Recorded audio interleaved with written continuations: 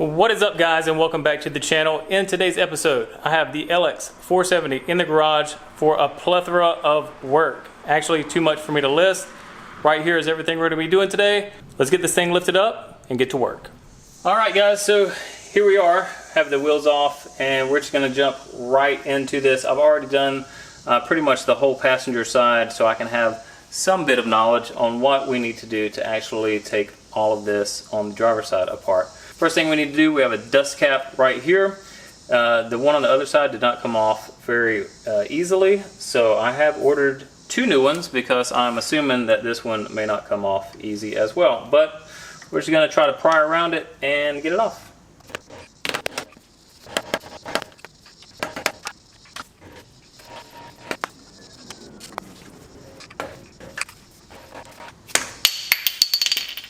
Alright, so that side was not as bad as the other side, but still gave up quite a fight. Maybe you can see here the kind of nasty junk that's been accumulating, which makes it a little more difficult to get off. So now that that is off, we're going to go get our ring pliers and we're going to take off this ring holding on right there. Now obviously when you take off that dust cap, you want to be careful because the last thing you want to do is to hit any of this and damage any of this stuff underneath. However, I'm replacing all of this, so I'm not going to be as gentle. So if you have one of these, it separates the ring here. Sometimes you need a little help with a screwdriver, but we're going to get this into this end and see if we can't work it off. Alright, ring is out. Now we're going to work all 6 of these bolts off. They are 14 millimeters, and we're going to use our little impact.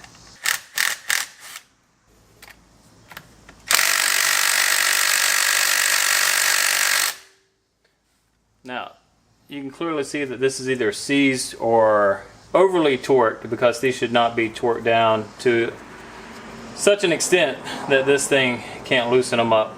So we're going to go ahead, I've already hit it with some liquid wrench, but we're going to go ahead and try all these other ones, and if this one doesn't want to come off by the time we're finished with those, we're going to get the big impact and break it free. Alright, we're just going to get the big one. I ain't messing around.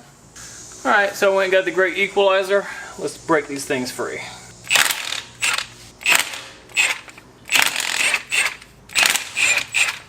Alright, so we're going to keep these nuts on. We're going to use a brass punch.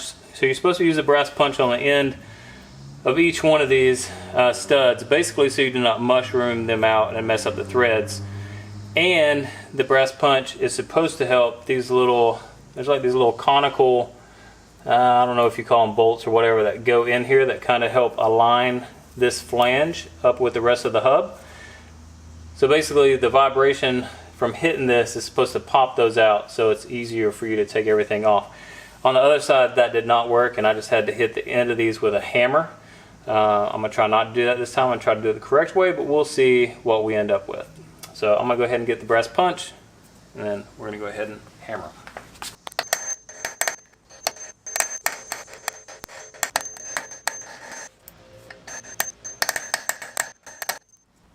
Alright, still nothing. So what I'm now going to attempt is to take these off and just beat the end of these studs and see if we can get these things freed up. Now mind you, I am replacing all this. I got new studs, new flange, new hub, new everything, just because this thing has been severely neglected, and I just think it'd be better starting from scratch. Is that expensive? Yes, it is expensive, but sometimes it's what you got to do. Anyways, it'll give me a peace of mind, and I know that I will not have to, should not have to, deal with it for quite some time. And if I ever have to, at least I'll know it's brand new parts and I did it correctly, and it should be easier to take apart. Alright, so if you're going to use this stuff, I do not recommend this, but I'm not reusing it like I just said, so I'm just going to beat the end of these with a hammer to see if we can get those things loosened up.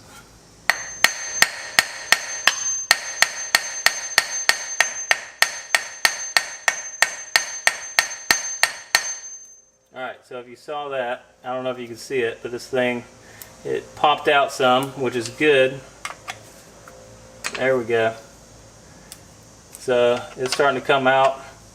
Again, you don't want to beat these things with a hammer, because if you do, you can mess up and mushroom out the tip and mess up the threads, which is obviously going to make it difficult to put those bolts back on.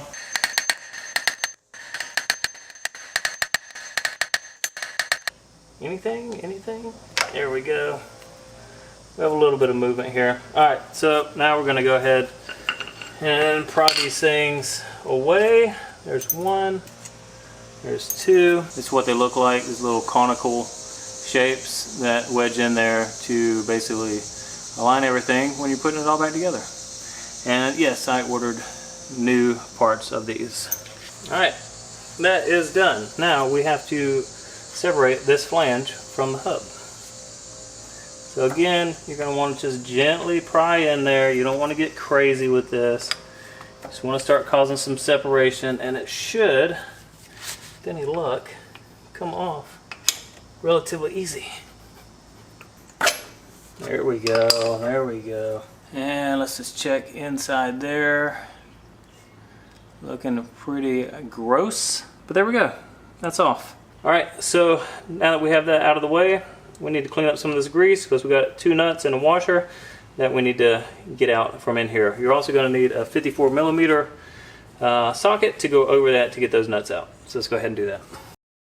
Alright, so you can see that nut right there. I've cleaned a little bit of the grease off. This is the tool you're going to need, this 54mm socket. You probably aren't going to need a huge wrench like this because it's not torqued down to much, but just fit right over. One thing I forgot, there is this little washer behind it. There's like a little tab that you have to put over top of these guys whenever you put it in, so we're gonna have to push that back. And I believe this is it right here.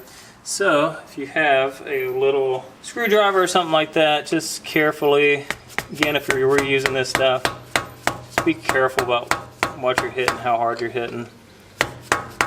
You're just going to want to back that.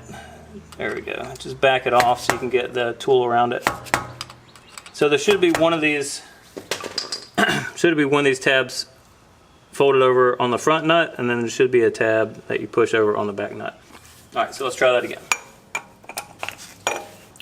Alright, so that, again, it's not on there very tight, but that's this nut. And we will be reusing this because there's nothing wrong with it. We're just going to clean that up. Alright, clean a little bit of grease out, but whoever did this one, this is the tab that they tried to push into it, and as you can see, it's hardly even bent, so that wasn't even doing anything. It just came right off. This, I ordered a new one, so we're going to get rid of this one. And then, behind, again, all this grease, you're going to have this other nut, which isn't even on that tight, and it's already starting to come off. So we're going to spin that off. Make sure you have a lot of shop towels handy, because when you start dealing with these wheel bearings and all that, it is pretty disgusting. Alright, so now you're going to have this washer here that you can just pull out. Behind it's going to be the front bearing. And again, you could probably use this again, but I've bought a whole kit, so I'm just going to go ahead and replace it. Alright, so before I start going and getting all these ball joints out of their place, I want to take off this caliper first because it's obviously going to be in the way.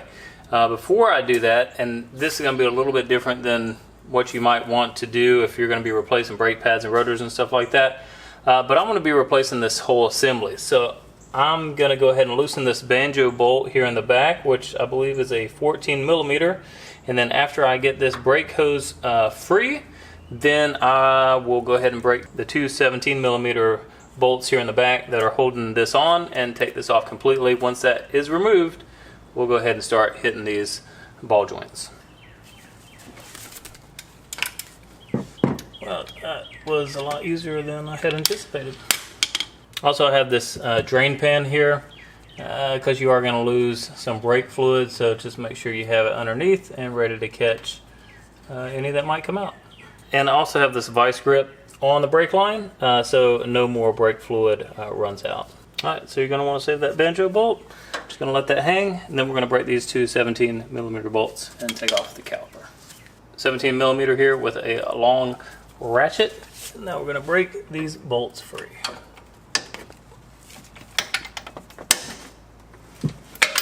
Two 17mm out. Now we're ready to take off the caliper.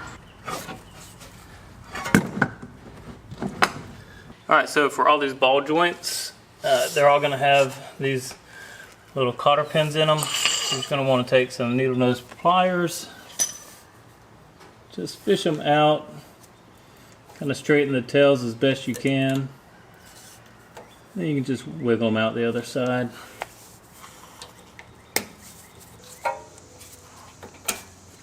Alright, that's one pin out.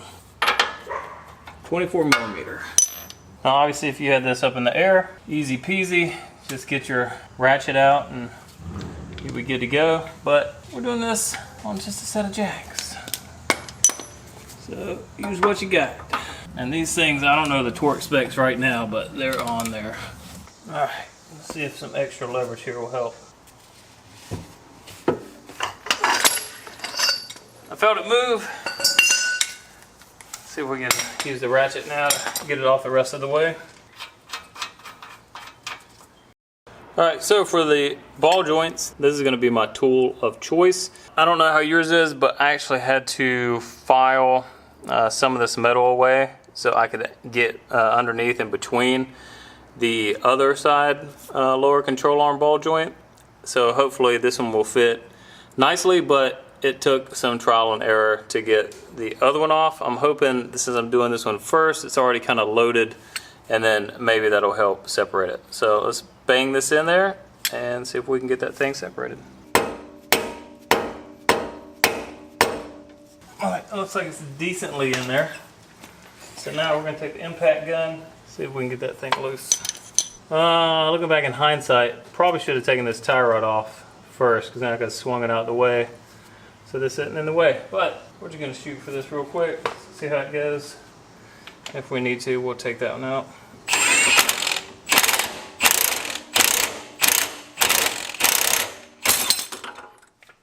Yeah, what happened last time. So what I'm going to do now is go ahead and do the same thing with this tie rod. Get this one popped out, swing it out of the way so I have some more room to work with on the lower control arm, and then get back to it. You should be able to, at this point in time, pull this whole piece off.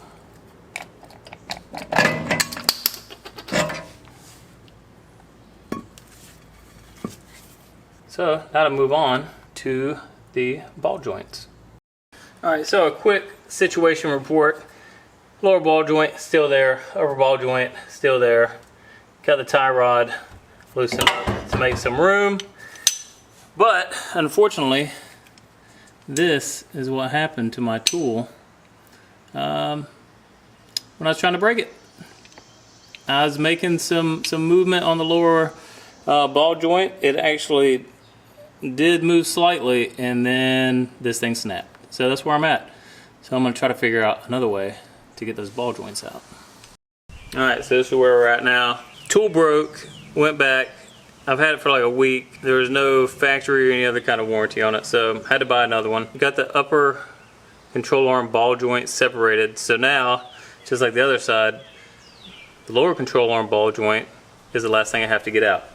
Now, I guess these things just get super stuck in there. So I have my extended ratchet here with another bar on it to get more leverage. I'm just slowly trying to go at it to see if we can get enough pressure to push this thing out of this knuckle and then move on to something else.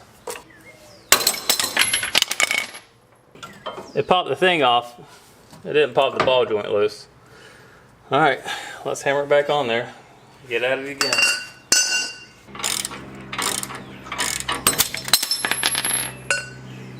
Yeah, so this is what kept happening last time, is that the bolt that goes through right here, this tool kept slipping off and it started rounding, and it just kept taking more and more time. Now, the good thing about it is there is some separation here, so it has moved a little bit, but not nearly to where we need it to be. So I'm just gonna keep getting after this, and I will bring you back, hopefully, when this ball joint is separated.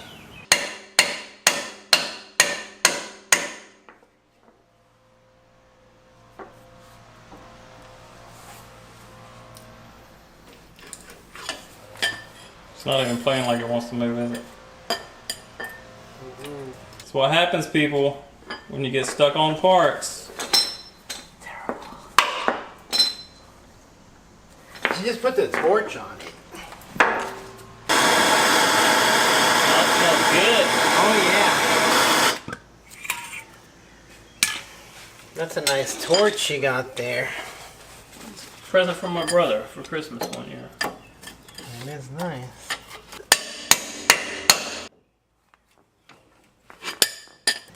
This thing is horrible. Yeah, I'm telling you. I'm surprised I got the other one off.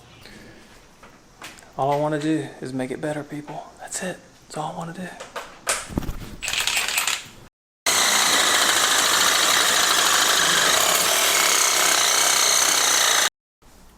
Alright guys, let me catch you up on last night. Last night got a little crazy with trying to get that bolt out of the knuckle here. So basically what happened is we finally were able to cut the ball joint, get the knuckle free. I had to take it to my buddy's house where he has a 2-ton hydraulic press. We finally pressed it out, and that is where we're at right now. Next order of business, I'm going to jump under there, take out the axle, and then upper and lower control arm. I found that on the other side it's easier to get to the bolts, especially for the lower control arm, with the axle out of the way. So let's go ahead and pop that out. Alright guys, so sometimes you can just pull these out. Don't think that's going to work this time. Same thing I had to do on the other side. I had to use this pry bar and just wedge it in between the differential housing and the axle and just slowly nudge it out, and then I was able to get it free. So we're going to try the same thing here. Alright, there we go, got it loose. Make sure you have your drip pan here ready to catch whatever may come out.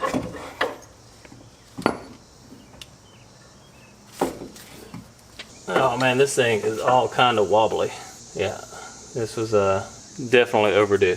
Alright, now that that's out, I'm going to put a towel in there, make sure nothing else gets in there, and we'll move on to upper control arm. Alright, so I'm going to go ahead and get this upper control arm here. Sorry for the lighting, but one of the things you're going to want to do, you have a 12mm bolt right here, and then you're also going to have this, which is for the AHC, and this is going to be a 10mm right here. I also found that there's a bolt in there, at least on the other side, this little bolt rotated with this outer bolt. So if you have just a screwdriver or something where you can hold that one in place to loosen the outer nut, that would be desirable. So I'm going to go ahead and break this 12, this 10, get those out of the way, and then we'll work on getting the nuts back here and getting this upper control arm off. Again, sorry about the light, but all the way in there in the back I have a 19mm, and if you have a short socket it's going to work better because things get pretty cramped back there. And then I have my long ratchet here, and then we're just going to break this nut loose. Also, this ratchet has a flexible head on it, which obviously makes things that much easier. Well, still on there pretty good. Alright, but broke free, and we're just going to move to this side, another 19mm, break that one free, and then once those are free, what you're going to do is you're going to push the bolt towards the inner portion here, and it should free up this upper control arm and we can get it out.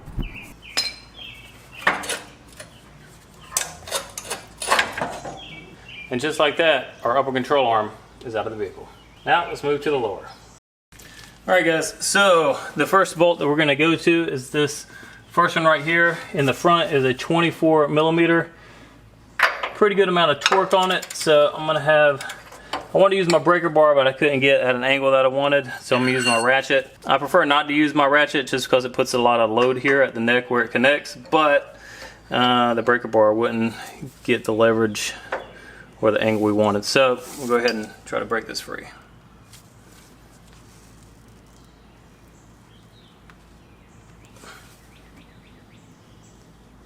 All right, that does not feel good.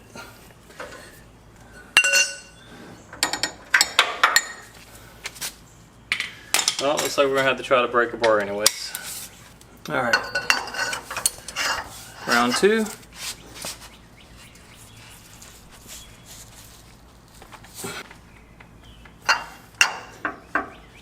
All right, I felt it give a little bit, so let's see if we can put the ratchet on it and get it out the rest of the way. All right, well that's that. We're not gonna take that bolt out just yet. And one more thing that I forgot is, let's go ahead and take this bolt out of the shock here before we go over here and get these last couple bolts that we need to get. This bolt down here is gonna be 19 millimeter. All right, so that bolt is off. Bring in the jack here. Put a little pressure on this so we can pull this guy out. All right, so that looks, there we go. Now that's got movement.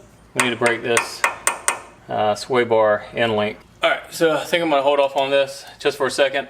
There's two 22 millimeters here in the back, and there's also, I believe it is a 24 here in the middle, just like on this side. The only difference is there's a nut right there. It's not a big deal. I was able to put the impact on this on the other side and get that bolt out. Makes it a little more tricky. Also, this flange here for the torsion bar is a little tricky to get off, and you will need, well, at least I had to use a crowbar to move it backwards, because there's a bolt on the other side that even when you get the nut off, the bolt is in the lower control arm, and unless you push that flange back, you can't get the lower control arm out. Not a big deal. Also, I believe that these flanges on the torsion bars are keyed, so even if you push it all the way back and it comes off, it splines, it should only go on one way. So I'm gonna go ahead and get this 22 and the one on the other side, break those free, and then move to the one in the front, and then get this thing apart. Just use my impact 22 millimeter on these two nuts, and you're gonna go ahead and take these two off right now. And then, like I said, we got one more. It's this long one here that's in the middle. The nut is actually on this side, so you can't get to the nut.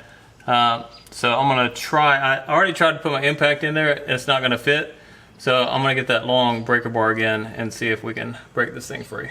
So I was just doing a little test fit with this inner bolt with my breaker bar and extension, and I was just putting some pressure on it and it broke free, which probably not great, because there should be like a fair amount of torque on this, and now I'm just slowly backing it out.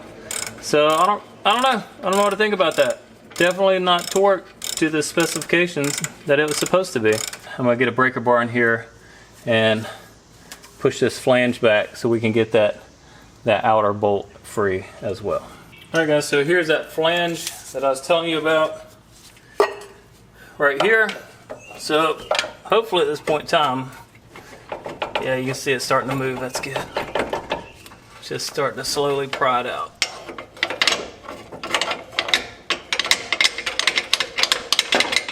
All right, that is it. We are free from there. So we can pull this bolt out. Yep. You can see that bolt in the back. You can see this is starting to come off. The splines right there. Should be keyed, so you should be all right. All right, so the last thing we have to do is there's one remaining bolt right up here, right here, and we just have to pull that one out. All right, that wasn't too bad. All right, let's see if we can wiggle this thing free. All right, so hopefully you can see this, but right there, that is that bolt that is in the back of that flange up there. And that's why you have to move the flange back, because if you don't, you're not going to get clearance. This thing will be pushed all the way against the frame like this, and it still won't. It'll still be attached to the flange, and it won't allow the flange and the torsion bar to let go, so you can't get this lower control arm out. So that's why I make sure like you put a lot of penetrating oil on that stuff, and so it'll move freely, and then so you can push this back, move the flange a little bit, and then get your bolt out. All right guys, so the last bit we have to do is this shock right here. You're gonna have these two 12 millimeter bolts on the top, then you're gonna Either have to pry or just kind of move this top piece back and forth to get it off of the shock. And then once you have that cleared, there's going to be a 22 millimeter bolt underneath. Let's go ahead and jump into it and get those two 12 millimeter bolts.